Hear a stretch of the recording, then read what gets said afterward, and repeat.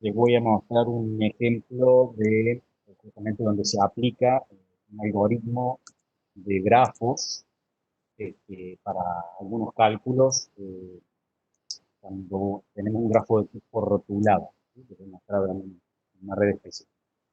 Bueno, la idea es justamente para el día de hoy. Primero, voy a insistir, anteriormente tuve un inconveniente yo y después vi que algunos, cuando ingresaban, también estaban teniendo algunos inconvenientes por la forma en que ingresaban, así que por eso aguardé unos minutos a ver que se quedara consistente, digamos, la lista de participantes. Me llama la atención, estamos en 35, son aproximadamente 540 la lista, y los que suelen estar en clase son aproximadamente la mitad, 70, 50%. Así que bueno, me llama la atención, falta mucha gente todavía. Pero bueno, vamos avanzando y veremos que cuando se vayan sumando, sin dudas, va a avanzar. Bueno, temas de hoy. Terminamos con la unidad número 7, todo lo que era grafos y árboles. Nos queda de esto la parte de árboles específicamente. Vamos a adentrarnos a eso. Después vamos a hacer algún recreito y bueno, después ahí vamos a ver un ejemplo de alguna aplicación sobre árboles, como les decía recién. Otra, otras notificaciones, hoy recuerdo que el día lunes tiene la unidad 6 ya limitada, que es el escenario con respecto a la unidad anterior, y la semana que viene ya estaríamos con el último cuestionario, la última unidad. Y bueno, ya también va a haber un detalle mayor, calculo, para la semana que viene con respecto a lo que se viene, que son los exámenes finales y demás, para lo cual estamos reuniéndonos para definiciones de ese tipo, ¿no? Así que después de eso se habrá definiciones de cómo sigue y cómo quedan justamente toda la cuestión que tiene que ver con la regularidad, las promociones y toda la aprobación directa. Así que vamos a esperar, digamos, a esas instancias, ¿sí? Toda duda que tengan ustedes con respecto a la promoción y demás, lo tienen que ver desde la página de la facultad, ¿verdad? Esa duda, esas preguntas que me están haciendo salen del siguiente lado, ¿sí? Ustedes entran a la página de la facu, en vez de poner www.frc.bar solamente, entrar ahí, si ponen barra sistemas, van a parar directo a la página del departamento. Una vez que están en la página del departamento de sistemas, de la cual recomiendo estar permanentemente accediendo, porque acá es donde suele haber novedades de charlas, cursos que se dan, que en este momento, bueno, medio como que la virtualidad nos sacó un poco del juego, digamos, todavía en esto, pero próximamente vamos a estar, por lo menos del laboratorio de sistemas, vamos a estar dando seguramente algunas charlas, principalmente en el área de seguridad y el área de redes. Así que, bueno, estén atentos porque normalmente se publican por acá. Acá ustedes van a la parte académica. En la parte académica tienen las modalidades, programas, modalidades. Ahí tienen por año y en el primer año, del 2020, tienen la modalidad de matemática discreta. Le hacen clic en el icono de la izquierda, que es el de la modalidad. Eso les va a abrir un documento PDF que explica toda la modalidad de la materia. Y acá tienen toda la modalidad. Obviamente que esta modalidad fue preparada desde el punto de vista presencial. Entonces, hoy por hoy es este el documento válido y se está justamente viendo las resoluciones para las modificaciones necesarias con respecto a esta documentación. Pero acá tienen todo. Si se van para abajo del documento, después de la unidad 7, grafos y árboles, viene todo lo que es la metodología, como normalmente se dan, las notas en cuanto a porcentaje de aprobación, con respecto a lo que es parciales y con respecto a lo que es examen final, tienen que tener cuidado porque la tabla es distinta, ¿sí? La tabla de parciales difiere de la tabla de examen de finales. El final se aprueba con 60% y un parcial se aprueba normalmente con el 50%. En este caso, bueno, no ha habido parciales, ha habido cuestionarios. Y bueno, en eso estamos en la resolución, digamos, de la definición de los porcentajes y demás, ¿sí? Acá justamente tienen todo lo que es la regularidad y bueno, con respecto a las promociones, acá tienen las valoraciones de las promociones que se pide justamente para la promoción, ya sea teórico o práctica o ya sea para la aprobación directa. Esto sería el documento que por ahora es válido, este es el documento que es válido, que se está justamente trabajando en definir resoluciones diferentes en caso de que no se tome por presencialidad, porque el formato iba a ser justamente de realizar los cuestionarios, eso les daba la regularidad y después, bueno, accedían a algunos tipos de evaluaciones presenciales para lo que es la promoción y la aprobación de nivel. Pero vuelvo a insistir, eso se está definiendo, eso no hay un 100% de definición aún. Hay reuniones justamente en esta semana con respecto a eso y seguramente ya la semana que viene vamos a poder dedicarle un poco de tiempo a eso y bueno, a dudas que ustedes traigan justamente para la semana que viene. Así que tengan en cuenta eso, sí, queda abierto para la semana que viene, que ustedes traigan dudas y consultas y demás sobre la materia. Bueno, para, para tener en cuenta entonces, vuelvo a insistir, recomiendo totalmente que se registren en la cabeza la forma de acceso a la página del Departamento de Sistemas, ¿sí? No solamente por lo que ustedes tienen acceso acá a las modalidades, sino también otras cosas, ¿sí? Todo el diseño curricular, todos los docentes, ¿sí? Y ahí figuran, en algunos casos, bueno, datos de los docentes, como principalmente los correos para conectarse, diferente información, ¿sí? Por ejemplo, los proyectos finales, esto está muy bueno porque no solamente son los trabajos que se han realizado, sino que muchas veces se publica también cuando los estudiantes de quinto año van a hacer presentación de sus proyectos finales para que ustedes, normalmente a ustedes, a los de primer año, les vamos a dar una vuelta para que ustedes conozcan las, ¿cómo se llama? Los distintos proyectos que hay dando vuelta y vayan viendo un poco, bueno, hacia dónde apunta la carrera de ustedes, ¿no? No solamente eso, hay cuestiones de investigación de los distintos proyectos, muchas veces algunas cuestiones son charlas muy específicas en seminarios de investigación, pero normalmente van a verlo acá en novedades. Por eso digo que ingresen siempre y acá es donde normalmente aparecen las distintas charlas o cuestionarios o lo que se vaya apuntando con respecto a la materia, ¿sí? Los exámenes, los cronogramas, cuando hay reprogramación, casos de mentoreo en el caso de los estudiantes que tengan un emprendimiento, supongan que ustedes en este momento se encuentran en condiciones y dicen, por más que estén en el primer año, ¿no? No importa, ustedes dicen, yo quiero hacer un emprendimiento, quiero tener una consultora, quiero hacer un bueno, hay todo un área dentro de la facultad, conjuntamente con el Departamento de Sistemas y la Secretaría de Función Universitaria, que les colaboran y les ayudan con respecto a esa temática, mentorean, o sea, se nos ayudan.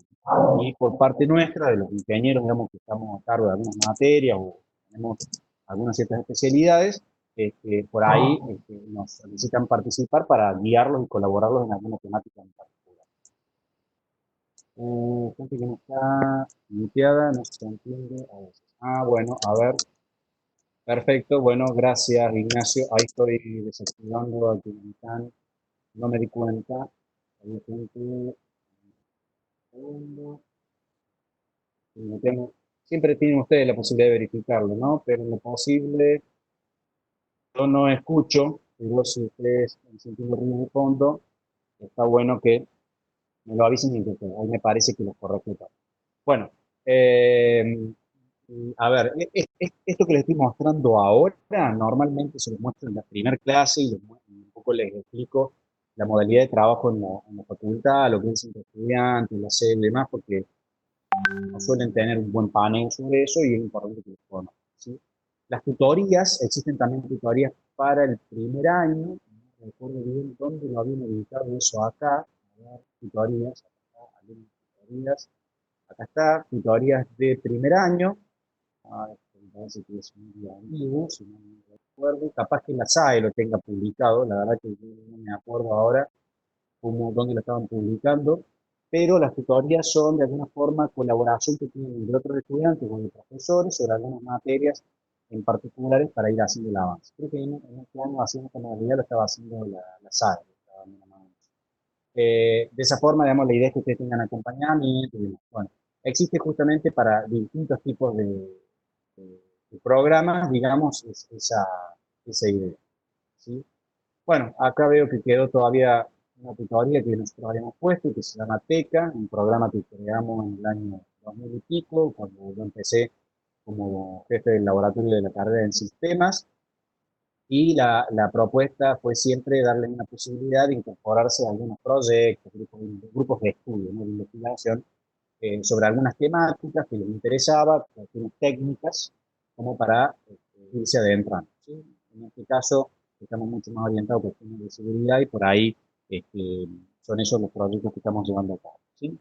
Eh, Eso es por cuestiones de interés propio, ¿no? O sea, de interés propio de ustedes, con deseo de dedicarle un poco de tiempo a cuestiones más técnicas. Bueno, el laboratorio de sistemas es el caso en el cual yo estoy a cargo, yo manejo ese laboratorio hace muchos años, y ahí es donde, bueno, ustedes tendrían las clases de las materias prácticas como algoritmo de cultura de datos, en este caso, el primer año, que bueno, a la vuelta seguramente ahí van a tener paradigmas, sistemas operativos y otras materias, pero calculo que ya para esa altura vamos a estar en condiciones de verlo presencialmente. Esperemos que se vea así. Bueno, esta página, vamos, anótensela, déjensela bien registrada, ¿sí? Es FRC-UAR/sistemas, y acá acceden a todo lo que tiene que ver con el departamento de la carrera de sistemas, que es justamente la carrera en la que ustedes están metidos, ¿sí? En la parte académica, modalidad académica, ahí es donde acceden a la modalidad que les estaba mostrando. Bueno, un pequeño recorrido, de última, si tienen alguna duda, alguna consulta sobre esto, me la hacen, y de última después lo vemos, o en algún momento lo echamos y lo metemos. Vamos a arrancar entonces a ver la última parte, que es lo que nos está quedando pendiente, de árboles. Vamos a ver a todo lo que hemos estado repasando, que no lo voy a repasar, lo hemos visto, toda la parte de grafos, distintos tipos de grafos que existían, distintas representaciones, habíamos estado viendo el vocabulario, hasta que llegamos a específicamente empezar a trabajar sobre los conceptos de árboles. Grafos, ahora me quedé viendo, los grafos dirigidos tienen un tipo de representación con sus bucles, paralelas, y grafo, y llegamos al grafo de tipo árbol. Grafo de tipo árbol, ¿sí? Bien. Desde el grafo de tipo árbol, ¿sí? Este sí es un grafo muy usado, y probablemente lo desarrollen, todavía no sé, porque no sé si este año lo van a implementar, pero normalmente lo suelen implementar en algoritmos de estructura de datos, ¿sí? Pueden armar algún árbol con código, que puede ser en Python, normalmente esto se programa en C, C, C++, pero bueno, ustedes ven Python, así que a lo mejor hagan alguna práctica aplicando esto que van a ver ahora, pero a la implementación, ¿sí? Porque lo que nosotros estamos viendo acá es todo conceptual, conceptualidad, pero ustedes vieron que cuando van a la implementación práctica, bueno, hay que armar cosas. O sea, acá uno va a ver la parte conceptual, qué significa cada nodo, que no puede tener justamente, no sé, un ciclo, porque si no ganan un árbol. Esas son cuestiones conceptuales. Al momento de la implementación, eso ya lleva un pensamiento de, bueno, cómo es la estructura de datos necesarias para hacer que esto funcione en una computadora y represente a un árbol. Esa es la idea. Es como decir, a ver, uno puede entender que esto es parecido a la red neuronal de la cabeza de uno, un grafo también se puede representar.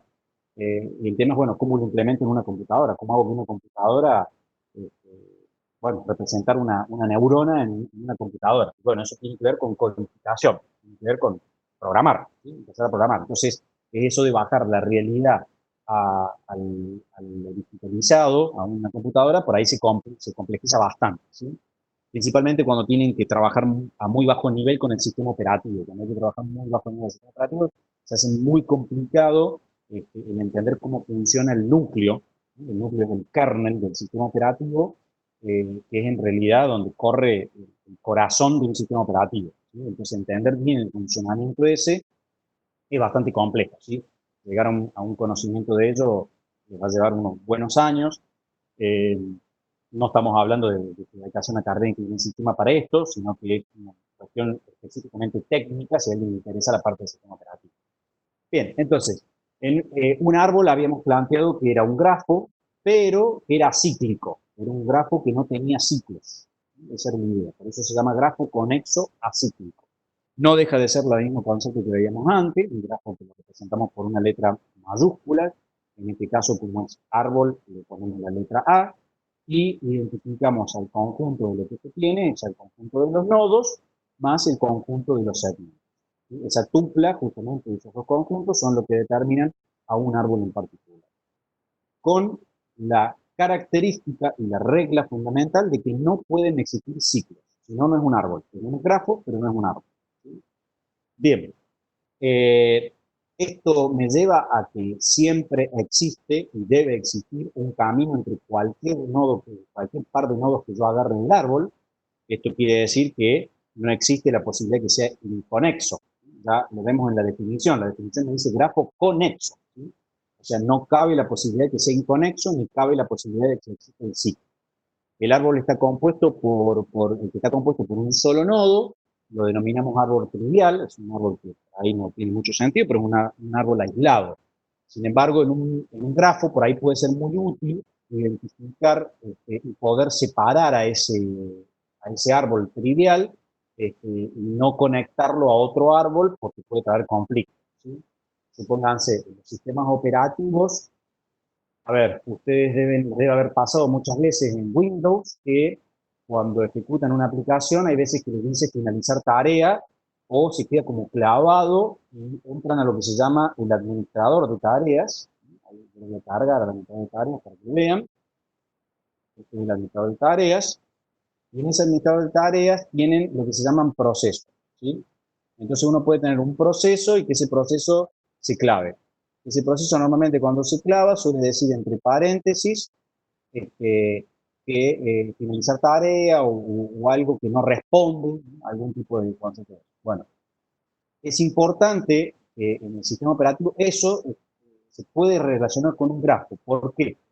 Porque un proceso, cuando usted hace un doble clic en una aplicación, la aplicación que ustedes hacen un doble clic, pero por detrás de eso se crean un montón de tablas de información que el sistema operativo requiere y las conecta armando un grafo. ¿Sí?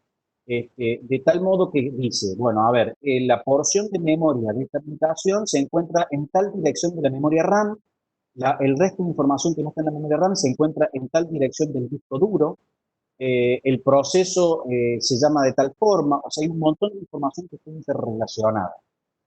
¿Qué sucede? Cuando empieza a fallar o empieza a dar un problema a ese proceso, lo conveniente es que eso se convierta en un árbol trivial, es separarlo del resto del árbol, ¿sí? Dejarlo inconexo y aislado, de tal forma que no afecte al resto del sistema operativo. Si no, corro los riesgos de que mi sistema operativo se vea afectado en su rendimiento y falle. Se vea afectado en su rendimiento y falle. Entonces, un árbol trivial también es parte de esta conceptualidad. ¿Sí? Hay una opción que dice terminar árbol de proceso en la mitad de tareas. Sí, así es, Luciano. Vos tenés la posibilidad, justamente, el administrador de tareas, ¿sí? El administrador de tareas tiene la capacidad de que vos veas el árbol, ¿sí? No puedes ver este árbol, y puedes verlo hasta más complejo este árbol, ¿no? Este árbol puede ser mucho más complejo de lo que ustedes están viendo acá. Yo justo en este momento, si mal no recuerdo, no tengo, a ver, denme un segundo, que me voy a fijar si dejé por acá algo que se llama System Internals, no lo he dejado preparado para mostrárselos. Pero tienen un conjunto de herramientas de Microsoft que permite la ejecución de ciertas aplicaciones que no son propietarias de Microsoft, o sea, las compró de Microsoft, ¿sí? Pero no vienen con el sistema operativo. Si no tienen el sistema operativo, no vienen. Entonces la tienen que bajar de página oficial. ¿Sí? Ese conjunto es un conjunto de herramientas que este, se llama System Internals, ¿sí? Escribo en el chat para que lo tengan, System Internals, y ustedes bajan ese pack de herramientas y entre esas herramientas hay un visor de procesos en árbol. Ustedes pueden ver el árbol completo con algo que se llaman los procesos padres y procesos hijos. ¿Sí? Conceptualmente ellos se denominan hilos, hilos, y pueden ver todo el arbolito de proceso y bueno, uno puede matar al padre y eso hace que justamente mate todo el árbol todo el árbol de ese proceso, ¿no? Y lo que está planteando ahí Luciano, que dice terminar el árbol de procesos. Un árbol de procesos justamente es un proceso padre que tiene procesos hijos, y bueno, cuando uno determina eso, lo que termina haciendo es matando todo el conjunto de procesos. Es como decirle, si levantan un navegador, ¿sí? Y el navegador tiene pestañas, no es lo mismo matar una pestaña, cerrar una pestaña, que cerrar todo el navegador. Si el navegador tiene 10 pestañas abiertas, lo que están haciendo es cerrando al padre, y el padre va a matar a todas las pestañas, que son los hijos. ¿Sí? Ahí es cuando justamente se da ese tipo de situación. Ese sería un árbol de ese tipo. Ahora, suponete que yo acá lo que estoy planteando con el árbol trivial, suponete que en ese árbol hay una pestaña que te está molestando, ¿sí? El sistema operativo suele tener la capacidad, tiene la capacidad de aislarlo, ¿sí? De encapsularlo, de tal forma que no afecte al resto del sistema operativo. Si no, puede ser que aparezca una pantalla azul, la famosa pantalla azul de Windows, o clave y demás. Esto lo maneja mucho mejor Linux. ¿Sí? Linux termina manejando esto y muchas veces terminan siendo lo que se denominan procesos zombies. Así se llaman los procesos, y ese es el nombre que reciben, un proceso zombie. Ese proceso queda aislado como si fuese un arbolito trivial y en algún momento se termina justamente por destruir. Y si no, tengo la capacidad de destruirlo yo sin reventar al resto, ¿sí? De los procesos que anden por ahí involucrados. Entonces queda aislado. Un nodo U, por ejemplo, en este caso, ¿sí? Va a tener siempre dos tipos de grados, ¿sí? El grado va a ser igual a 1 o va a ser mayor a 1, ¿sí? Salvo que sea el trivial, cual no tiene grado, porque justamente no tengo nada que decida, ¿sí? Ahora, lo que yo tengo de interesante acá es que yo en un árbol puedo saber que si el grado es igual a 1, es una hoja, o sea, es uno de los nodos finales, ¿sí? Si se fijan en esa gráfica que tienen ahí en pantalla, serían los noditos que están en las puntas, ¿sí? En este caso sería el 6, el 1, el 2 y el 3, para el caso del dibujito que tenemos ahí.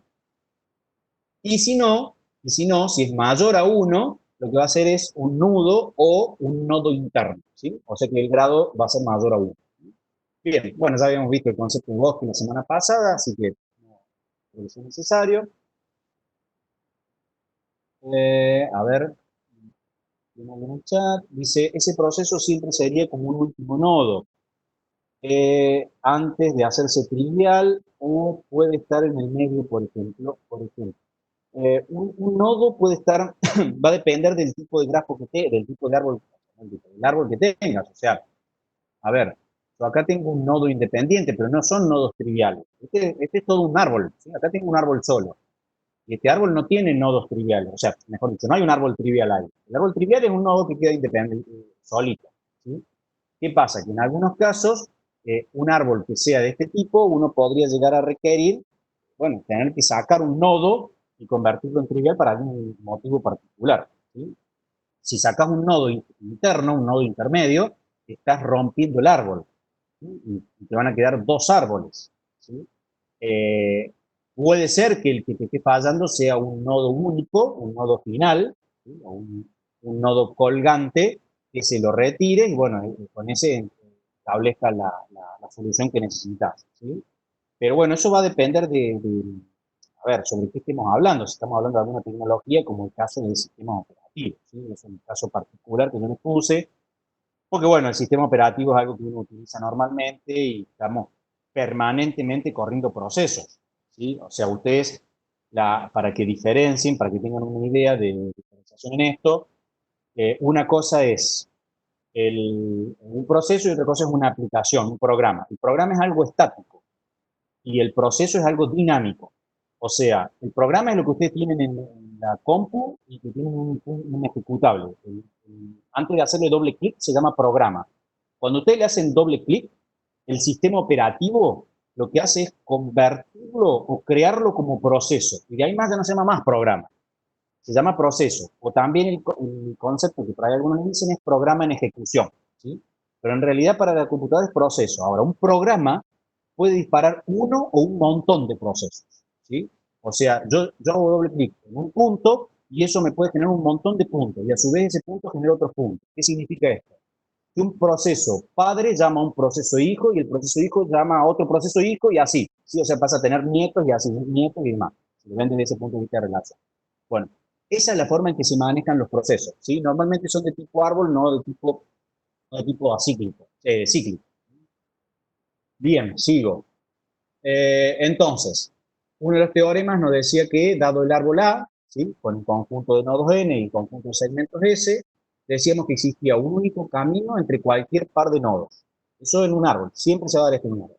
El número de nodos es igual a la cantidad de aristas más 1. También lo habíamos calculado, ¿sí? Y eso lo pueden calcular sobre esta gráfica que tiene una mano derecha, ¿sí? Tienen un conjunto de nodos y tienen un conjunto de segmentos. En este caso son 6 nodos y 5 segmentos. Y esto me dice que la cardinalidad de los nodos es igual a la cardinalidad de los segmentos más 1. ¿Sí? Bueno, este teorema también se va a cumplir siempre. Si la cardinalidad de los segmentos es mayor a 0, entonces mayor a 0 tendrá entonces al menos 2 vértices colgantes. ¿Sí? Si la cardinalidad de los segmentos mayor a 0, entonces existe una trayectoria entre cualquier par de nodos. ¿Sí? Además de que existe camino, existe trayectoria. A es conexo, pero si se quita una arista, ya no lo es. Si yo saco cualquier arista de este grafo, cualquiera que saquen, va a hacer que esto ya no sea más un grafo conexo. Por lo tanto, ya deja de ser árbol. ¿Sí? Recuerden eso, ¿no? Ya deja de ser árbol. ¿Por qué? Porque cualquiera que saque, habíamos visto la semana pasada, que nos quedaba justamente un grafo inconexo. ¿Sí? Y ese árbol se rompió.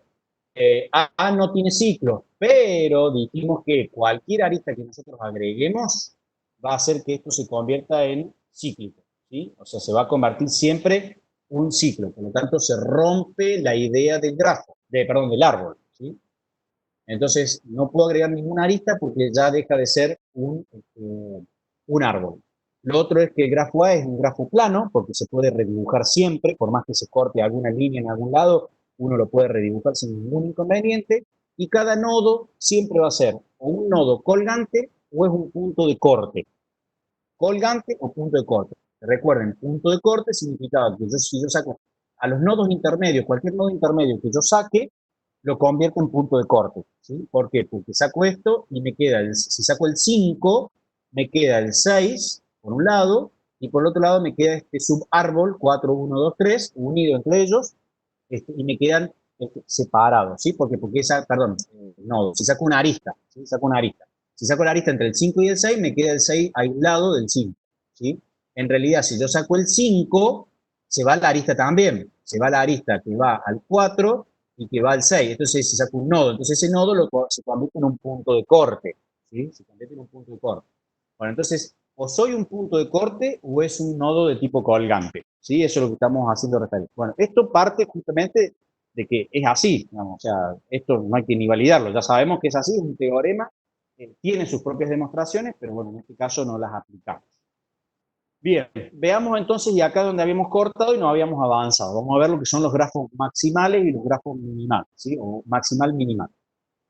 Dice, dado un grafo G, ¿sí?, donde tenemos justamente un cierto conjunto de nodos y segmentos, un subgrafo de G que sea un árbol e incluya todos los nodos de N se denomina un árbol maximal de G. Así, dice, un árbol maximal de un grafo es un conexionado de todos los nodos del grafo con una cantidad mínima de aristas. O sea, partimos de la definición de que estamos partiendo de un grafo, ¿no? Es un grafo, ¿bien? Es un grafo. Entonces, de ese grafo uno puede determinar un subgrafo que sea un árbol. Lo que estamos planteando es que yo puedo partir de un grafo y de ese grafo que puede tener ciclos y demás, el grafo, nadie está diciendo que no, porque es un grafo, pero yo puedo extraer un subgrafo que sea un árbol, que sea un árbol. Justamente sacaré todas las aristas que sean, que lo convierten en ciclos. Pero ¿qué pasa? Tiene que tener todos los nodos, no tiene que tener todas las aristas, tiene que tener todos los nodos, ¿sí? Y vamos a poder conseguir un árbol maximal de un grafo donde están conectados justamente todos los nodos, pero con una cantidad mínima de aristas, ¿sí? O sea, no voy a tener justamente todas las aristas, sino las aristas que me conviertan ese árbol con un grafo con ciclo, las voy a estar sacando de esas aristas. Y esas aristas van a justamente quedar fuera del árbol, porque si no me lo convierte en un grafo, no me deja que sea un árbol, porque me está convirtiendo en un ciclo. Entonces, dado un grafo rotulado, por ejemplo, ¿sí? Recuerden, en el rotulado teníamos los nodos, teníamos los segmentos y por otro lado teníamos las ponderaciones. ¿Se acuerdan? La ponderación era una valoración, ¿sí? Un rótulo valorado, un número que me identifica el valor que tiene o el costo que tiene ese enlace o esa arista entre dos nodos particulares. Consulta, ya han hecho, pues no me fijé las otras veces si lo había estado revisando, pero han hecho ya prácticos con grafos rotulados, ¿no? En la parte práctica, o aún todavía no. Porque he visto que para esta semana tienen planificado unos prácticos con grafos, con árboles. Pero con grafos rotulados ya han hecho en el práctico. Bien, perfecto. Sí, esta semana ven árbol. Bien, bien, bárbaro Santiago. Entonces, ya han hecho algo con los rotulados, que eso es lo que me interesaba saber en este caso. Bien, entonces, ¿qué pasa? Tenemos un grafo que tiene los nodos, los segmentos y el valor de la ponderación, o sea, la ponderación que tiene justamente esa arista, que es un peso, y lo que vamos a hacer es encontrar lo que se llama el árbol maximal, que es que tenga las aristas de G que sumen el menor peso posible. Eso se va a denominar un árbol maximal minimal. O sea, es un árbol, ¿sí? Árbol maximal es que tiene que tener todos los nodos y que estén interconectados sin conformar un ciclo. O sea, el árbol maximal es un subgrafo del grafo que me dieron. Ahora, si ese grafo está rotulado y yo lo que hago es obtener el grafo que tenga los menores rótulos posibles, o sea, los menores pesos posibles, entonces ese grafo, perdón, ese árbol se va a llamar árbol maximal minimal del grafo G, porque lo hemos extraído de un grafo en particular. O sea, yo extraje de un grafo, toda la parte para convertirlo en un árbol, ¿sí? Para convertirlo en un árbol, pero lo que tuve que tener en cuenta son los pesos. Entonces, si yo tuve en cuenta los pesos y los pesos que obtuve son los mínimos, eso es un grafo, perdón, un árbol maximal minimal, ¿sí? Grafo maximal minimal. Tengan en cuenta que puede existir la posibilidad justamente que de un nodo yo tenga dos caminos para llegar a otro nodo. Entonces, en el caso del grafo maximal minimal, lo que voy a tener que tener en cuenta es aquel camino que sume menos, ¿sí? El que tenga menos valor. Eso es lo que estamos planteando. Dice, voy a leer una pregunta. Matías pregunta, ¿y si obtenemos del grafo un árbol, pero que no tenga el menor peso, sería un árbol maximal solamente? Así es, Matías. Es un árbol maximal, pero no es el minimal, ¿sí? Porque el árbol maximal minimal lo que tiene en cuenta es esto. Por eso es lo que planteaba. De un grafo, vos podés obtener un árbol maximal. ¿Qué pasa? Podés tener un montón de árboles maximales. Ahora, va a haber uno o varios, cuidado, porque puede haber varios maximales minimales. ¿Por qué puede ser que tenga varios árboles maximales minimales? ¿Cómo puede ser que tenga varios árboles y que esos dos o tres árboles sean maximal minimal? ¿Por qué causa podría ser?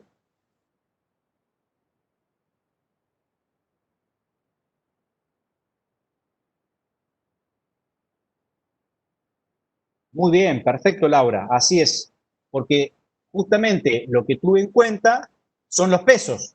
Entonces, si el peso me da lo mismo en distintos tipos de árboles maximales, entonces tengo varios árboles maximales minimales. Eso es lo que se termina planteando, ¿sí?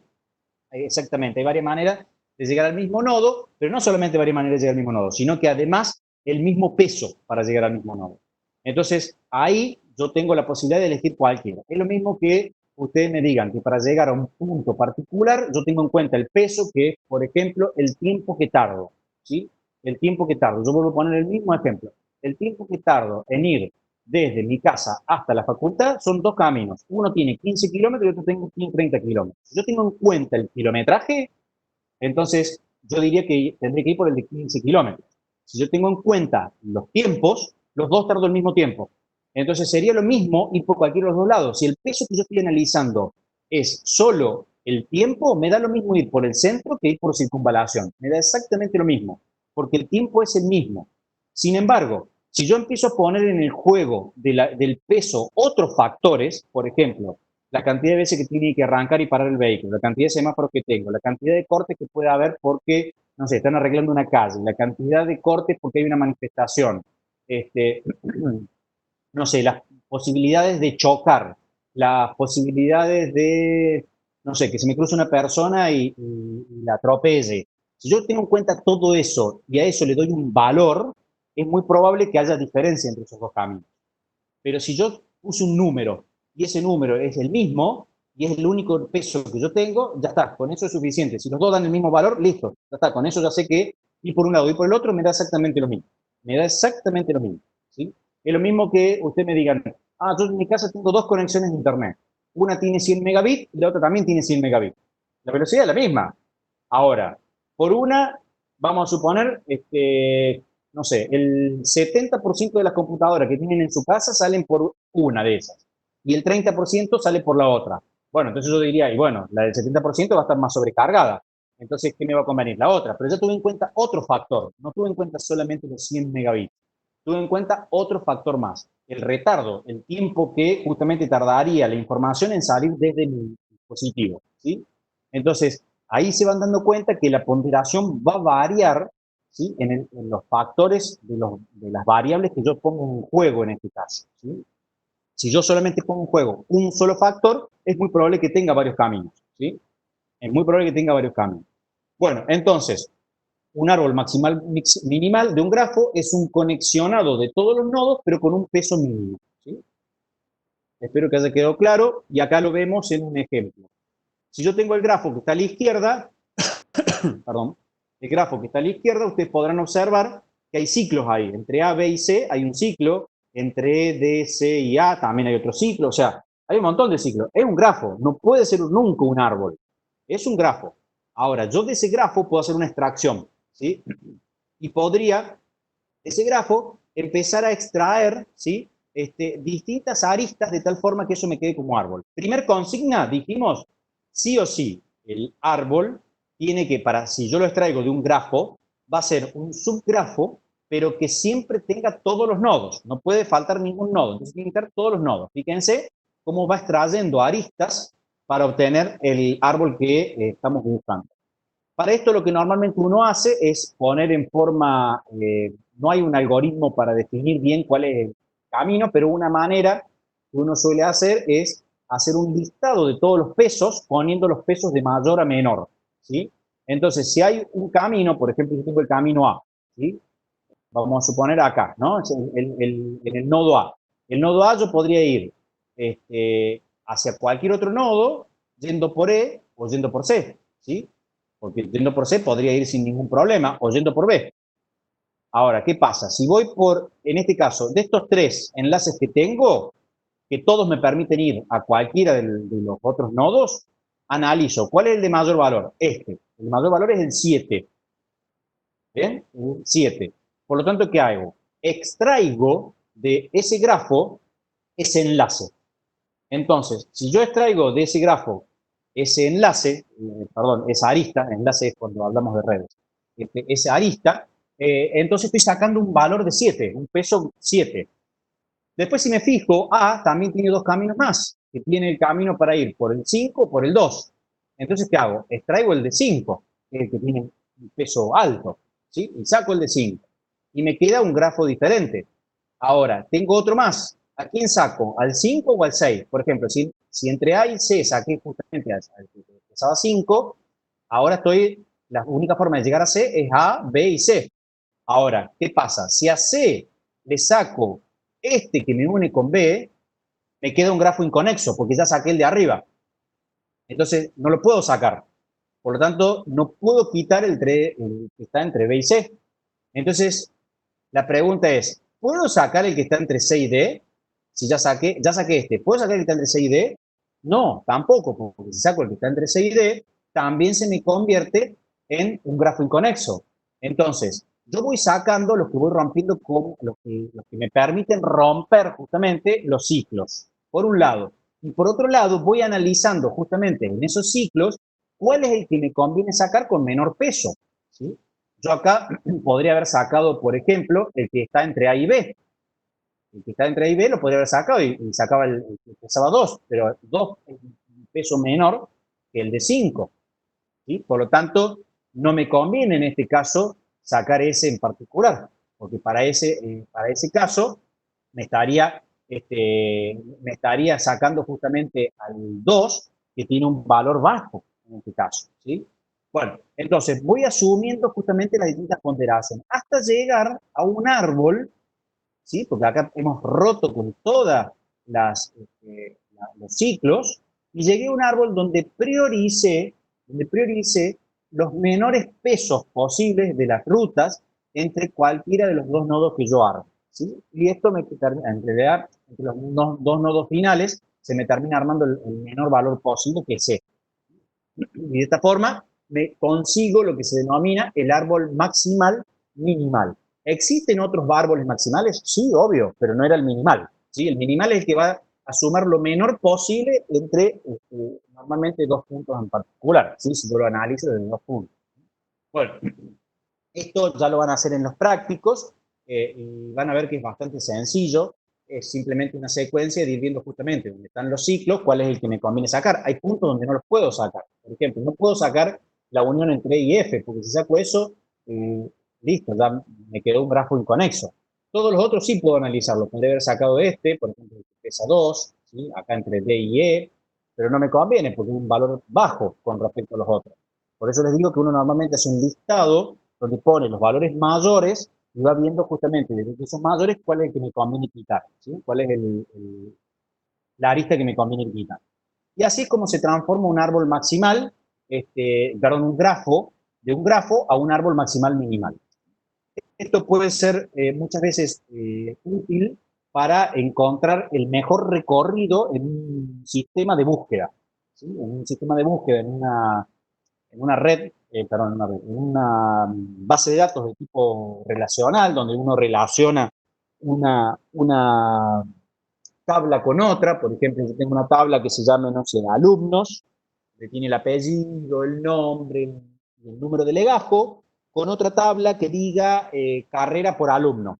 Entonces, ¿qué voy a tener? En esa carrera por alumno voy a tener, por ejemplo, el número de legajo. En esa tabla voy a tener el número de legajo. No voy a tener el nombre, apellido y demás. No, de la parte de alumno tengo el legajo. Y de la parte de la carrera tendré la sigla. Por ejemplo, en el caso nuestro, la K de sistemas, ¿sí? Ustedes son del 1K6, la K viene de sistema.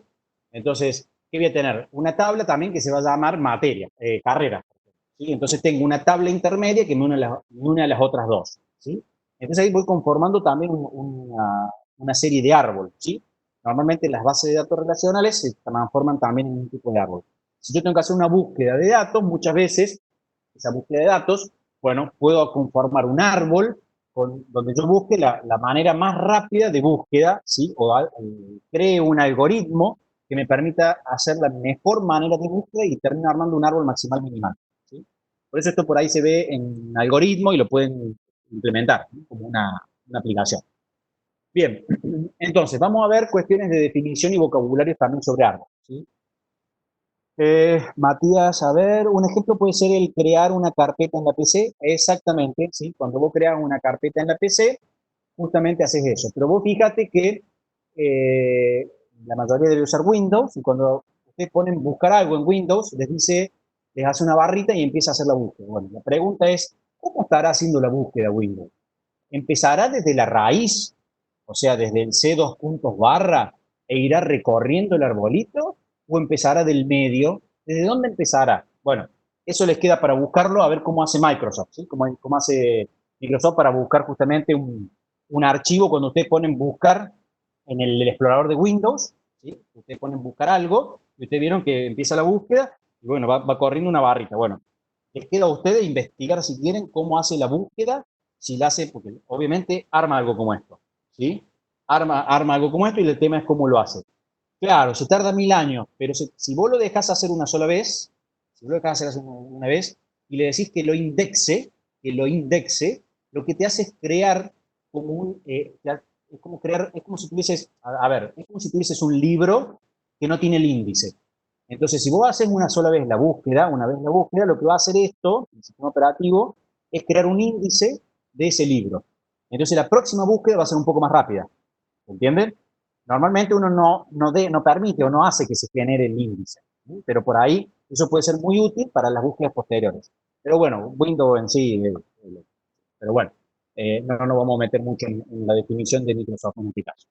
Bien, entonces, definiendo un árbol con raíz, ahora vamos a empezar a ver conceptos de árbol en sí, nos adentramos al árbol, ya lo vimos que le sacamos de un grafo y un montón de cosas, ahora nos adentramos al árbol. Un árbol con raíz es un grafo dirigido, acíclico, conexo. Se agregó una palabrita que se llama dirigido. Antes era un grafo conexo acíclico, ahora es un grafo dirigido.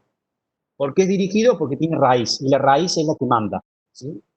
En este caso, tenemos un único nodo, que va a ser el nodo que lo representamos normalmente por R, por raíz, desde el cual existe un único camino hacia cualquier otro nodo. Esto quiere decir que si el nodo, perdón, si el árbol es, se suele decir, si el árbol es enraizado, o sea, si el árbol tiene raíz, es un árbol con raíz, entonces el único camino posible para llegar a cualquier nodo es partiendo siempre de la raíz. No hay otro camino para realizar.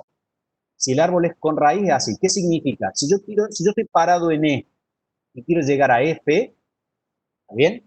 Debo llegar, de alguna forma, tendré que llegar al raíz y del raíz parto hacia F, ¿sí? Siempre parto de la raíz hacia abajo. En realidad, yo no puedo del E volver al D, porque es dirigido. Fíjense el sentido de las flechas. El sentido de las flechas me está diciendo que yo no puedo ir de abajo hacia arriba. Por lo tanto, la única manera de búsqueda acá es de arriba hacia abajo. Entonces tendré que ver de qué manera puedo hacer estos recorridos por un árbol si solamente puedo ir de abajo hacia arriba, ¿sí? Bueno, esto por ahí complejiza un poco más el funcionamiento para poder llegar a verlo, pero permite crear algoritmos muy interesantes. Bien, usualmente entonces el árbol se grafica donde la raíz se coloca en la parte superior, ¿sí? Como está dibujado acá.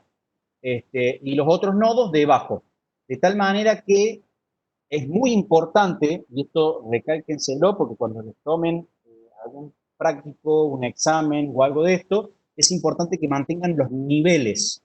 Fíjense, estos tres nodos están al mismo nivel. Uy, perdón, me vuelvo. Estos tres nodos están al mismo nivel. Los siguientes dos nodos están al mismo nivel. No pueden poner este un poquito más arriba que este. Es importante que respeten justamente el nivel donde está parado cada uno de esos nodos. Bueno, empecemos a ver los vocabularios, porque así como los grafos lo tenían, los árboles también tienen su propio vocabulario. Los árboles van a tener esta nomenclatura. Primero, tenemos algo que se llama nivel o profundidad. Es el largo del camino desde la raíz al nodo, ¿sí? Es el camino que tiene que recorrer para llegar hasta un nodo en particular. Entonces, el nivel normalmente de profundidad, en este caso es, para llegar a F, es 2, ¿sí? Porque tengo 1, 2, la profundidad que tiene justamente para poder llegar. Entonces, la profundidad de F, justamente en este caso es 2. La altura del árbol es el mayor nivel. El nivel es este numerito que ven en rojo acá. La raíz se encuentra en el nivel 0, el siguiente en el nivel 1 y el siguiente en el nivel 2. Entonces, van a tener que tener en cuenta eso, ¿no? Que la raíz se encuentra siempre en el nivel 0, ¿sí? Acá siempre parto del nivel 0. Las hojas son los nodos con grado 1. Los otros son internos. Esa es otra de las cosas a tener en cuenta, ¿sí? Lo que llamábamos nodos colgantes en el árbol, en realidad en un árbol con raíz, se les llaman hojas, ¿sí? Entonces, estas que están aquí, B, C, E y F, se denominan hojas. Lo que decíamos anteriormente como nodo colgante. La rama es la trayectoria de un nodo a una hoja. No habla de la raíz a una hoja, sino de un nodo cualquiera. Por ejemplo, de a F, esa es una rama. Es una rama del árbol. A eso se refiere. No, profundidad y altura no. Cuidado, Mauricio. Profundidad es de un nodo y altura es del árbol completo. La altura de tu árbol es 2. ¿Estamos de acuerdo? Y la profundidad de un nodo. Por ejemplo, si yo te pregunto, ¿cuál es la profundidad de D? Es 1. Pero vos no puedes decir cuál es la altura de D, porque la altura es del árbol completo. Y la profundidad o nivel es de un nodo. ¿Sí? Cuidado con eso, ¿no? No confundirse. Por eso acá dice altura del árbol, profundidad de un nodo. ¿Sí? Bien. Después tenemos, los nodos se dicen que preceden o siguen. O sea, yo tengo un nodo predecesor, o sea, el antecesor, ¿sí? O anterior, ¿sí? En este caso A, precede a C y no tiene a nadie que le siga. En cambio, E le sigue a D, ¿sí? Por lo tanto, podemos tener justamente quién es el padre, el hijo, y acá empezamos a tener todas las cuestiones de parentesco, ¿sí? Por eso podemos usar normalmente esto como si fuese un arbolito genealógico, y puede ser mucho más fácil. Por ejemplo, yo acá puedo decir D. D es padre de quién? El padre de E y padre de F. Bien, ahora, D, ¿tiene algún hijo? Sí, tiene dos hijos. Tiene a E y tiene a F. Bien, ¿y D tiene hermanos? Sí, tiene dos hermanos. Tiene a C y tiene a B. Ahora, C, ¿tiene hijos? No, C no tiene hijos. Bien, ¿y C tiene algún descendiente? No, no tiene descendiente, o sea, un hijo no tiene. Por ejemplo, A, ¿quiénes son los descendientes de A? Los descendientes de A son B, C, D, E y F, son todos descendientes. No es el primer nivel solamente el descendiente. Ahí tienen que diferenciar lo que es hijo, padre, con lo que es antepasados y descendientes. Por ejemplo, ¿quién es el antepasado de E? El antepasado de E es D y es A. ¿Sí? Es D y es A, esos son son los antepasados, ¿sí? ¿Quién es el antepasado de C? Es A. ¿Y quiénes son los descendientes de C? No tiene descendientes, ¿sí? Bueno, entonces así se va leyendo justamente este árbol, ¿sí? Descendientes, antecedentes, antepasados y demás, ¿sí? Bueno, no se ponen mucho más conceptos, acá no hablamos del tío, del primo y demás, sino estos son normalmente los conceptos que se utilizan, ¿sí? Son los más comunes en un árbol y en la identificación de un árbol en particular. Bien, un subárbol de un árbol que tenemos presente, como que estamos viendo recién, se obtiene tomando un nodo cualquiera como raíz y todos sus nodos descendientes. Eso va a ser un subárbol. O sea, yo agarro a un nodo, ¿sí? Y ese es un subárbol. Por ejemplo, vuelvo acá. Si yo tomo el DEF, ese es un subárbol del árbol que tenemos acá presente. Es un subárbol, ¿por qué? Porque es un pedazo presente justamente del árbol que estamos hablando, ¿sí? Un árbol se va a denominar árbol meario si cada nodo interno tiene a lo sumo m hijos, o sea, binario, ternario, dependiendo de la cantidad de hijos que tiene. Matías pregunta, ¿y si tomo como raíz a C, me quedaría un subárbol trivial? Sí, podría ser, porque es un subárbol. El trivial no deja de ser un subárbol de este también, ¿sí? Es correcto. Entonces, dependiendo del árbol, ¿sí? De la cantidad justamente de hijos que tenga, es el concepto que se recibe. El árbol emeario. A nosotros el que más nos interesa es el árbol binario, ¿sí? El árbol al que más le vamos a dar bolilla, que es normalmente el árbol que se usa para búsquedas en distintos tipos de algoritmos. Pero depende justamente de la cantidad de hijos nodos que tenga uno. Por ejemplo, en este caso es ternario, ¿sí? Porque tengo 3. Entonces, todo este árbol es un árbol ternario porque tiene al menos 3. O sea, D tiene 2, pero podría haber tenido 3. ¿Por qué? Porque estoy representando un árbol con 3. ¿Sí? Bueno, eso se define justamente cuando uno define el árbol, ¿sí? Un árbol que es emeario completo es un árbol donde cada nodo interno tiene exactamente la m cantidad de hijos. Por ejemplo, si yo vuelvo al gráfico anterior, este no es un árbol emeario completo. ¿Por qué? Porque el nodo interno D no tiene 3 hijos como lo tiene A. Por lo tanto, este no es un árbol completo. Si D hubiese tenido 3 hijos, ese sí hubiese sido un árbol completo. ¿Por qué? Porque A tiene 3 hijos y uno de los hijos, que es intermedio, tiene a su vez 3 hijos también. Entonces ahí se convertiría en un árbol completo, ¿sí? Árbol completo. Entonces, a nosotros nos va a interesar, vuelvo a insistir, el árbol que tiene 2 hijos, ¿sí? Un árbol que tiene normalmente 2 hijos, que es el árbol binario, no el árbol ternario como lo vimos bien. Bueno, hay aplicaciones de grafos en informática que nosotros solemos usar que necesitan mirarlo con un cierto orden al grafo, ¿sí? Va a depender del orden por ahí, justamente cómo se lo recorre, cómo se lo maneja a ese grafo en particular. En este caso estamos viendo 3 grafos, ¿sí? O 3 árboles, perdón, los 3 árboles de esa figura, que formalmente no son lo mismo. ¿Por qué? Porque fíjense que la ubicación de los hijos no son lo mismo. No es lo mismo tener un hijo a la izquierda que un hijo a la derecha, ¿sí? O en el medio. En esto va a variar, porque obviamente la búsqueda o el recorrido varía totalmente en esto, ¿sí? Entonces, no son exactamente los mismos tipos de árboles, ¿sí? independiente de que uno a nivel de conjunto, por ahí suele plantearlo así, acá en este caso la ubicación del segmento, ¿sí?, varía, ¿sí? ¿De dónde está ubicado? Si está a la izquierda o está a la derecha el segmento. Es importante conocer justamente ese tipo de identificaciones, ¿sí? Entonces, ya que decimos que son lo mismo, ¿sí?, son lo mismo, vamos a ver que en el recorrido esto puede variar. O sea, formalmente son el mismo árbol. ¿Ah? Uno lo ve y dice son exactamente el mismo árbol. Tienen el mismo conjunto de nodos, tienen el mismo conjunto de segmentos. Sin embargo, ¿sí?, no importa cómo estén ordenados, sin embargo, cuando hagamos recorridos y los vayamos visitando no va a ser lo mismo. ¿Por qué? Porque en algún caso voy a visitar primero uno y después al otro, ¿sí? Y primero voy a visitar en este caso A y en este caso primero voy a visitar a B, por ejemplo, ¿sí? Entonces, va a variar en eso, ¿sí? Yo le dije recién que no son los mismos, formalmente sí son los mismos. Va a variar cuando hagamos recorridos, ¿sí? Pero en este caso, a nivel de conjuntos, si lo veo y analizo desde el punto de vista de los conjuntos, es exactamente lo mismo, son tres árboles exactamente iguales, no varían en esos tres árboles, ¿sí? Van a variar en otras cosas, cuando hagamos recorridos en sí. Por ejemplo, si para una aplicación el orden de los nodos es importante, ¿sí?, porque va a ser justamente importante, entonces se va a asignar implícitamente a los nodos de un árbol dado un orden de arriba hacia abajo y de izquierda a derecha. De izquierda a derecha. El orden va de izquierda a derecha. Ahí está la importancia en esto. O sea, los tres conjuntos que vimos recién, o los tres árboles que vimos recién, son iguales. Sin embargo, si yo necesito darle un orden, va a cambiar el orden de acuerdo a de izquierda a derecha, como estén ubicados justamente estos. Si yo pongo A primero, no va a ser lo mismo que poner a B primero, si yo necesito orden.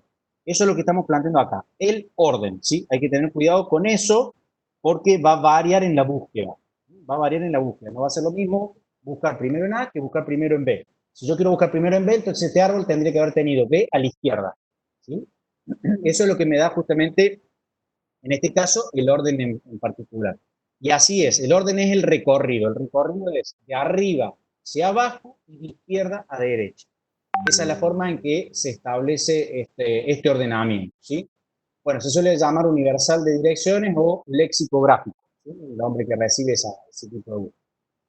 Por ejemplo, en un análisis sintáctico de una expresión aritmética, un compilador, para poder interpretar y operar con una operación de tipo aritmética, como la que ustedes pueden poner, como esa que tienen ahí, debe identificar cada uno de sus componentes. Las operaciones, los números, las variables, todo lo que esté involucrado en la expresión. Y armar un árbol de sintaxis abstracta. O sea, termina armando este arbolito. Internamente el equipo, ¿sí?, el sistema, termina armando este arbolito. Para esta expresión se identifica la operación que debe realizarse al último y se coloca como raíz del árbol, ¿sí?, como raíz del árbol, a la operación que uno debería usar al último, que ¿cuál es? La división. La división sería la última en este caso. Ahí les muestro yo en otro, y ustedes me van a ir indicando a ver cómo lo armamos, porque esto suele ser lo que suele complicar un poquito los prácticos. Luego se va creando nodo para las siguientes operaciones, variables y números. En este árbol las operaciones figuran en los nodos internos, fíjense, y los operandos en la hoja del árbol. ¿Cómo se arma este árbol? ¿Sí? Les voy a poner un ejemplo ahora, y lo vamos a ir haciendo en conjunto. Y a ver, un segundo, que lo encuentre donde lo tengo. Acá, matemática discreta, y habíamos hecho líneas.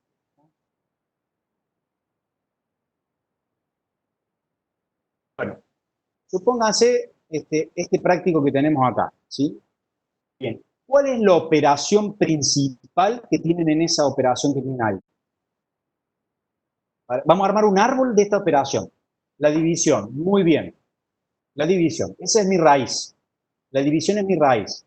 Bien, ahora pregunto. Tenemos divisor, ¿sí?, en este caso, y tenemos un denominador. A mano derecha se encuentra lo que está por debajo de la división en este caso, ¿sí?, y a mano izquierda se encuentra el resto.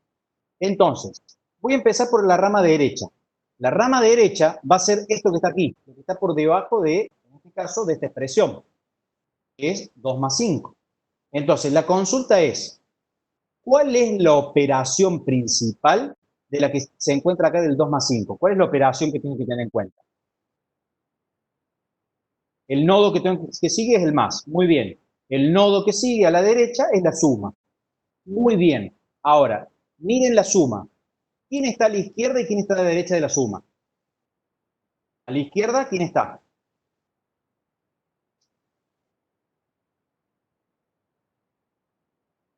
El 2. Y a la derecha el 5. Muy bien. Eso quiere decir que yo armo de esa manera el subárbol. Fíjense, ya hemos armado el árbol derecho. O sea, la rama derecha de la división en este caso. ¿Sí? Justamente, por quién estábamos haciendo esta división. Y tenemos esa suma a mano derecha. Ahora nos vamos a la izquierda, que está un poquito más complicado el de la izquierda. ¿Cuál es la operación principal del denominador? La suma, muy bien, bien, bien, bien, bien, los veo despiertos. La suma. Ahora, vamos para los dos lados. ¿Qué tenemos? A la derecha tenemos algo y a la izquierda tenemos algo. Vamos a la derecha. A la derecha, ¿cuál es la operación principal? Muy bien, la suma. La suma. Y la suma esta, ¿a quién está sumando? A la izquierda y a la derecha. ¿A quién vamos a poner? A la izquierda vamos a poner a D y a la derecha vamos a poner a A. Y con eso hemos conformado esto que está aquí. ¿Sí? El pedazo de subárbol del más hacia la derecha. Fíjense que la raíz no la toco. Fíjense cómo solo, a medida que voy armando, las operaciones quedan siempre como nodos internos. ¿Sí? Las operaciones quedan todas como nodos internos. ¿Y quiénes son quiénes terminan siendo las hojas? Las hojas terminan siendo siempre las variables y los valores numéricos. Vamos a la izquierda ahora, a la izquierda de la suma, ¿sí? Por acá hemos hecho la parte derecha de la suma. A la izquierda de la suma, ¿quién es la operación principal? La multiplicación, muy bien, la multiplicación. Entonces, me voy hacia la izquierda y tengo la multiplicación. De la multiplicación tengo algo a la derecha y algo a la izquierda. A la derecha tengo b al cuadrado. Veamos cómo hacemos b al cuadrado. Bueno, b al cuadrado va a tener, la operación es el exponencial, ¿sí? Es indicar que esto es una potencia. Entonces, para eso se suele usar esto, ¿sí? La flecha hacia arriba. Es una opción. Muy bien, Santiago. Esa es otra opción muy interesante. Santiago dice, pongamos b por b. Es interesante. El problema lo vas a tener ahí cuando tengas b al cubo. Cuando tengas b al cubo se te complica y el árbol se empieza a complejizar mucho. Entonces, es conveniente usar algún tipo de representación que use el exponencial. Pero podrías haber puesto b por b. Muy bien. Sí, es una buena resolución. En este caso, hacemos esto que identifica a que va a estar elevado. ¿Quién? El elemento que está a la izquierda va a estar elevado al elemento que está a la derecha. La otra opción que se suele usar, que se usa por ejemplo en Python, es que pongan, ¿cómo ponen un elemento al cuadrado en Python? ¿Lo han visto? Muy bien, asterisco, asterisco. Entonces, la otra opción es que en vez de que usen la flecha para arriba, que pongan doble asterisco. Entonces, de esa forma también es otra manera de identificarlo. Ya ahí están más cercano a la programación. ¿Por qué ponemos la flecha para arriba? Porque la flecha para arriba, por ahí en otras disciplinas, qué sé yo, la física o la matemática, si uno habla algo así, y pone esa flecha, estamos exponiendo, o estamos hablando de un exponencial. Si pongo asterisco, asterisco, y solo los que programen van a saber que el asterisco, asterisco significa elevado a un valor, ¿sí? Entonces, en este caso, a la izquierda va a ir b y a la derecha va a ir 2. Esto me está diciendo b elevado al 2, ¿sí? B elevado al cuadrado, ¿sí? En este caso. Bueno, pero ahora nos queda lo que tenemos entre los corchetes, ¿sí? Vamos a la izquierda. ¿Y a la izquierda quién tenemos? A la izquierda, ¿cuál es la operación principal en este caso? La resta en este caso lo tenemos entre paréntesis y por lo tanto sería la resta que es 6, ¿sí? Porque uno va resolviendo por paréntesis en este caso, ¿sí? Si no, sería indistinto, ¿sí? Pues sería lo mismo, ¿sí? Agrupar esto o agrupar esto, como propiedad asociativa no va a variar, ¿sí? Entonces, me voy con el signo menos y ahí de vuelta. Si tengo este signo menos, a la derecha voy a tener al 6 y a la izquierda voy a tener esta operación. A la derecha tengo al 6 y a la izquierda voy a tener una operación que es el signo menos. Y ahí tengo el árbol que representa esa expresión, ¿sí? Bueno, creo que es bastante sencillo, digamos, como lo han visto, y obviamente para armar este árbol, ¿sí? Va a depender de cómo vamos a recorrer el árbol. Fíjense, si yo digo, bueno, a ver, leo lo que está en la raíz, porque recuerden que siempre se lee de abajo hacia arriba. Profe, el punto representa un producto, ¿no? Sí, Eliseo. En este caso, estamos utilizando al punto como multiplicación. Puede ser un punto o puede ser un asterisco, ¿sí? Bueno, hay diferentes maneras por ahí de representación. Puedes poner una X muchas veces, ¿sí? No importa, lo importante es que se identifique que es la multiplicación y normalmente, bueno, en este caso estoy usando el punto como producto. Profe, ¿puede ser que sea hemiario completo? A ver, qué bueno. A ver, veamos si es cierto. A ver, ahí lo plantea, en este caso, Delfina pregunta, ¿puede ser que sea hemiario completo? ¿Qué opinan ustedes? Perdón, si me fue el otro práctico.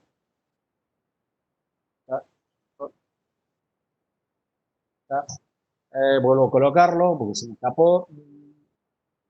Vamos. Ahí está. ¿Es hemiario completo o no es hemiario completo? A ver, ¿qué les parece? Tiene dos hojas cada uno. Muy bien.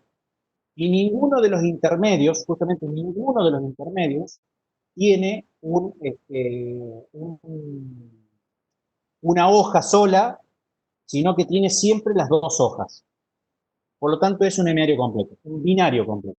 ¿Sí? Muy bien identificado. ¿Sí? En este caso es un binario completo, que se les va a dar siempre en estos casos, porque si no, no sale la operación. ¿Sí? Es siempre binario, ¿sí? Porque la operación siempre establece entre dos elementos. ¿Sí? Entre dos elementos. Cada nodo tiene dos bits. Exactamente. ¿Sí? Por ejemplo, en este caso, si ustedes tuviesen un elemento que es negativo, supongan que se puesto acá menos 2, no se pone el signo menos a la izquierda, porque no es una operación, sino que es una característica del elemento. En este caso sería el 2 negado, entonces se pone menos 2, se pone en el nodo directamente. ¿Sí? Muy bien, perfecto, bien identificado. Bueno, creo que en esto no hubo complejidad, así que calculo que se entendió cómo armarlo. Pero le decía el recorrido, ¿sí?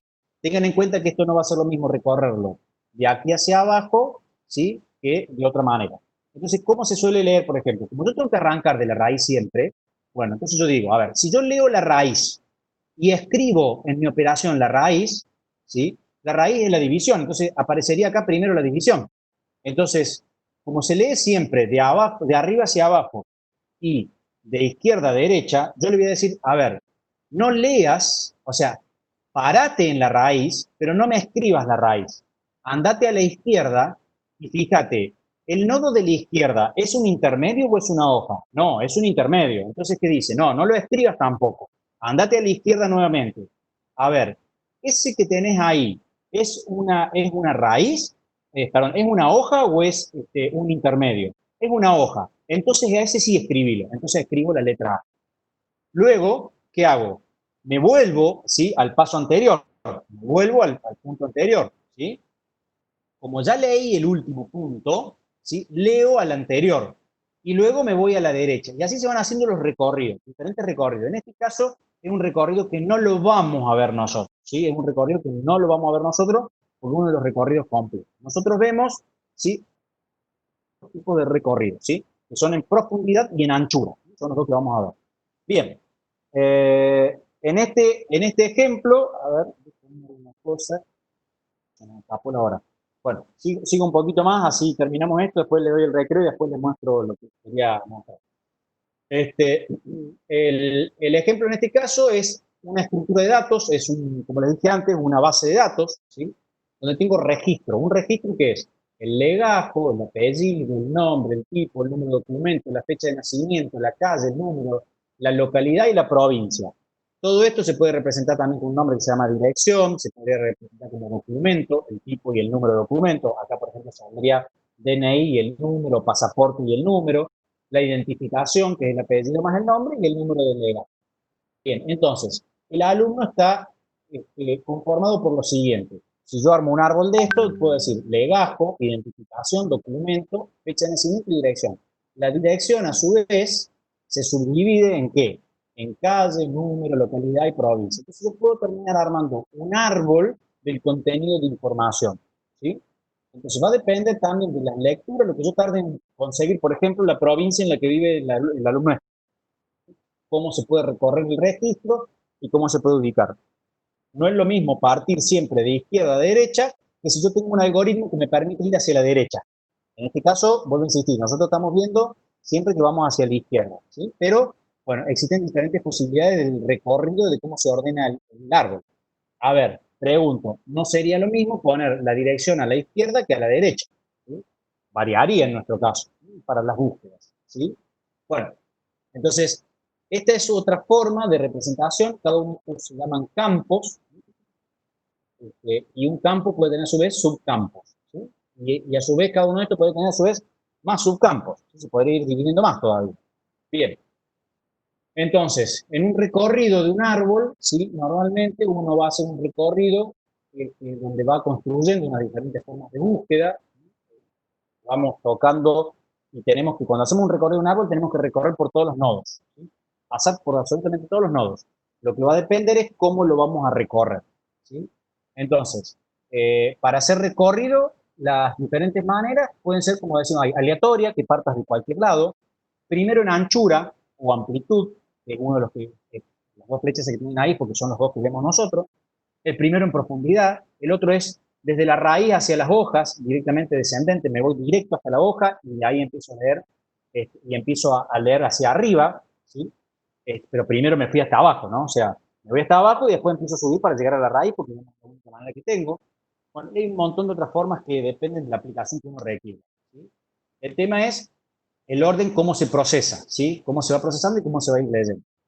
¿Qué formas tenemos para llevar a cabo esto? Creo, visito y o proceso. Es la forma que puedo hacer. O sea, yo puedo ir a un punto y decir, bueno, acá creo un nodo nuevo, como por ejemplo un proceso nuevo, un navegador que le crean una, una pestaña, lo que están haciendo es un proceso, crearle un subproceso. Puede ser que no, que lo visite, que solamente voy y me paro en ese subproceso y lo que hago ahí es procesar o no procesar nada, ¿sí? Esa información. Entonces, en este caso, ¿sí? Un recorrido de un árbol, a ver, un segundo, lo tengo acá, pero voy a volver a este, ¿sí? Un recorrido de un árbol en profundidad, ¿sí? Que es uno de los que hemos visto acá, uy, perdón, el que dice primero en profundidad y el otro que vamos a ver es primero en anchura. El primero en profundidad me dice así, parto de la raíz y me voy siempre en profundidad. Me voy hacia abajo. Parto de este y me voy siempre por mano izquierda hacia abajo. Entonces, leo a este y lo escribo, lo proceso, así es en profundidad. Luego me voy al siguiente, lo leo y lo escribo, me voy al siguiente, lo leo y lo escribo. Luego me voy a ir al de la derecha, porque ya terminé con las hojas de la izquierda. Entonces leo el de la derecha antes de volver a la raíz, porque tengo que leer todo lo que está a la izquierda primero. Todo lo que está a la izquierda primero. Entonces voy a leer el que está a la derecha. Luego que leí todo este subárbol, me vuelvo a la raíz y me voy hacia la derecha. Pero ¿qué pasa? Leo el de la derecha y veo si hay algo a la izquierda. Sí, tengo algo a la izquierda. Tengo a C. Entonces pregunto, ¿tengo a alguien a la izquierda de C? No. ¿Tengo a alguien a la derecha de C? No, porque no tengo ninguna línea que me una con otro nodo. Entonces me vuelvo al padre, en este caso el asterisco, y me fijo, ¿tengo a alguien a la derecha del asterisco? Sí, tengo el signo menos. Entonces leo al signo menos y lo escribo al signo menos. Luego pregunto en el signo menos este, ¿tengo a alguien a la izquierda? Recuerden que siempre primero tengo que ver lo que está a la izquierda.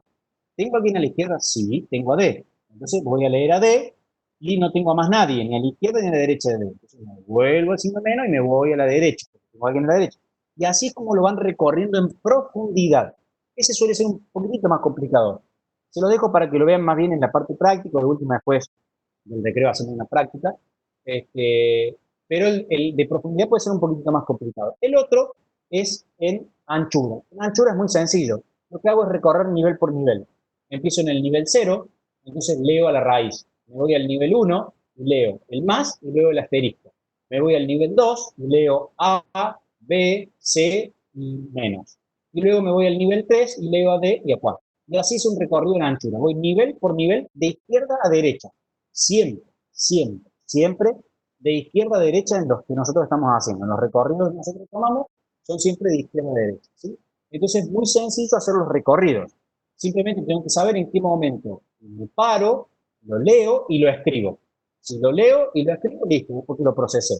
Esto va a depender justamente después de cómo lo queremos hacer. No es lo mismo estar en el navegador y estar procesando algo del navegador, a irme a una pestaña y procesar algo que está en la pestaña, no en el navegador, ¿sí? Entonces, bueno, este es un recorrido y esto es con lo que terminamos viendo justamente la parte de árboles en sí. Acá tenemos este ejemplo que, bueno, se los voy a dejar para la siguiente, para la vuelta al recreo, para afianzárselos bien. Les quiero que esté un poquito más despejado y acá lo vamos a ver al recorrido en profundidad, ¿sí? Cómo se lee el recorrido en profundidad. Hacemos un cortecito de 15 minutos, chicos, y volvemos, ¿sí? Si tienen alguna duda ahora, si no, después volvemos y vemos los dos ejemplitos de eso.